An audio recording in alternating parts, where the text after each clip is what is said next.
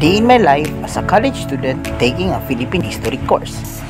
Hi guys! So, matapos sa iyo, ligo, kaon, brush, was plato, and then kanam na para mag-support sa university guys, no? So, let's go! Tapos na ko sa balay. Sanapin na to sa gate. Guys, usahay magkay ko trisikad magdali usahay po dali is at ko sa kayan pagtaw and then padungat ani sa Atina.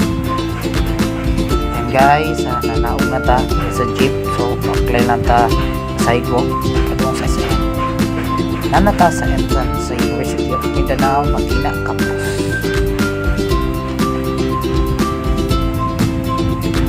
Time guys is kita man ako ang service, no? So nag-avail na lang po ko kung wala mo yung service guys is saya nagabaklay lang ko padulong sa DPT.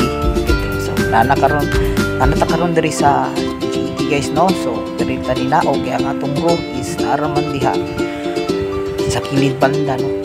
Which is diri siya sa may DPT sa room H1J.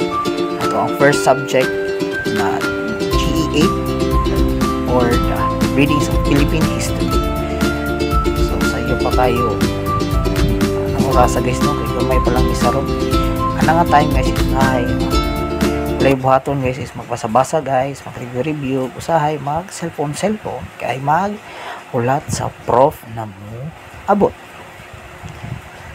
So ang prof guys, no? So ang classmate ana is magsugod na report sa among topic ana guys is mga museums and shrines, no?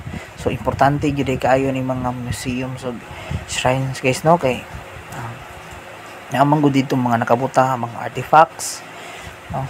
Ug mga gamit sa atong mga ninuno. So importante kay na siya sa atoa labi na sa mga kabataan karon na mabal-an ang atoang history, atong mga culture, mga traditions sa atong mga ninuno.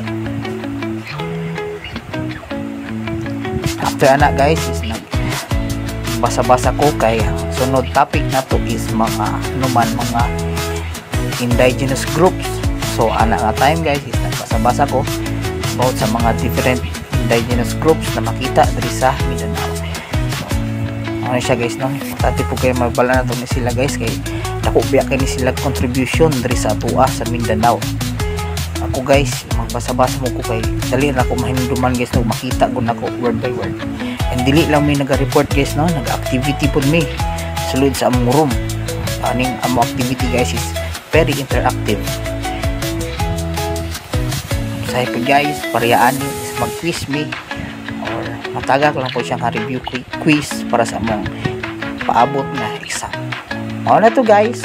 So wala man ang duha ka subject, no? First subject maning RPH, so wala man ang duha, so pauli na ta. So mao ra to. Bye.